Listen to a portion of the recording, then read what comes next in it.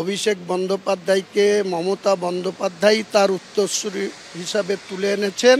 আজও বলছি তাই, যদি তাকে সামিল করা হয় তৃণমূলের লংজিভিটি বাড়বে, মমতা বন্দ্যোপাধ্যায়ের শক্তি আরও বাড়বে।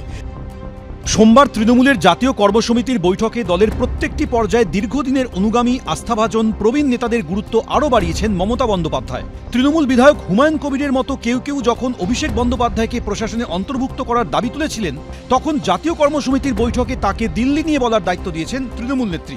তবে স্বয়ং মমতা বন্দ্যোপাধ্যায়ের সিদ্ধান্তের পরও নিজের অবস্থানে অনড় হুমায়ুন। অভিষেক বন্দ্যোপাধ্যায়কে আপনি পুলিশ মন্ত্রী, অভিষেক বন্দ্যোপাধ্যায়কে উপমুখ্যমন্ত্রী করার দাবি করেছিলেন।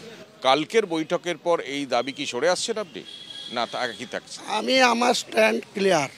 আমি 2026 পর্যন্ত যতক্ষণ ইলেকশন নতুন করে না হচ্ছে, নেতৃত্ব আমার কথা মানুক না মানুক তা নিয়ে আমার কিছু বলার নেই। আমি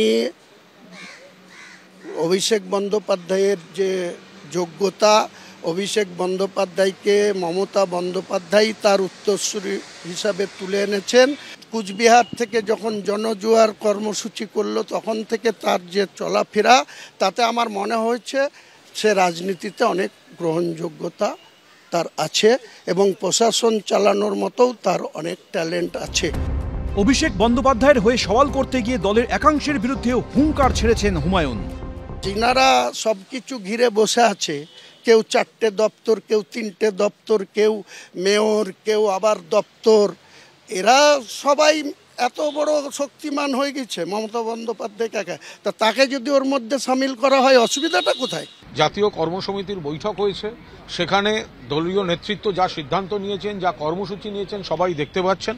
সেখানে এই ধরনের কোনো মন্তব্য করা তিনি যে করেছেন সেটা নিশ্চয়ই আমাদের দলের নেতৃত্ব নজর রাখছেন। তবে কোনো অপ্রয়োজনীয় মন্তব্য এই সময় করার কোনো অবকাশ নেই, করা উচিত নয়। এই ধরনের প্রকাশ্য অনভিপ্রেত বক্তব্য, এতে বিভ্রান্তি তৈরি হয়, এগুলো করা উচিত নয়। দলের শৃঙ্খলা রক্ষায় সোমবারই কড়া পদক্ষেপ নিয়েছে তৃণমূল, তবে হুমায়ুন কবির তারপরও বেপরোয়া। একবারেই জবাব দিয়ে দেবো, তারপরে তো সাসপেন্ডের স্কোপ বন্ধ হয়ে যাবে।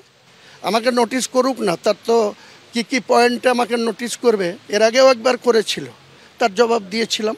2 পাতার শোকজ নোটিশ দিয়েছিল, 3 পাতার জবাব দিয়েছিলাম। এরপরে যদি শোকজ নোটিশ 2 পাতার আসে, 4 পাতার জবাব। নোটিশ আসতে দিন, কোনো ভয় পাই না। আমরা তো চোর বাটপর না কারো কাছে কোনো জায়গায় নিয়ে বসে নাই যে আমি কাউকে ভয় পাবো। একেবারে ডেডলাইন দিয়ে মুখ খোলার হুঁশিয়ারি দিয়েছেন ভরতপুরের তৃণমূল বিধায়ক। তবে তাঁর মন্তব্য প্রশ্ন উস্কে দিয়েছে, তিনি কি প্রাণনাশের আশঙ্কা করছেন? জানুয়ারির পরে আমি ওপেন বলবো, বলছি তো, আমাকে বের করে দেওয়ার দরকার হবে না। আমি নিজে বেঁচে যদি থাকি ওপেন বলবো এইসব কথা। কিসের জন্য, কার স্বার্থে এটা ব্যবহার করা হচ্ছে, কেন করা হচ্ছে? আমাদেরকে হুমকি দিয়ে লাভ নেই। ওনাকে আমি পরামর্শ করব যে আপনি কেন্দ্রীয় স্বরাষ্ট্রমন্ত্রীকে সিকিউরিটির জন্য লিখুন, নইলে কলকাতা হাইকোর্টে যান। উনি যদি বলছেন নিরাপত্তার অভাব আছে।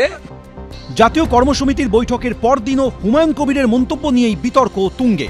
কৃষ্ণেন্দু অধিকারী, এবিপি আনন্দ, কলকাতা।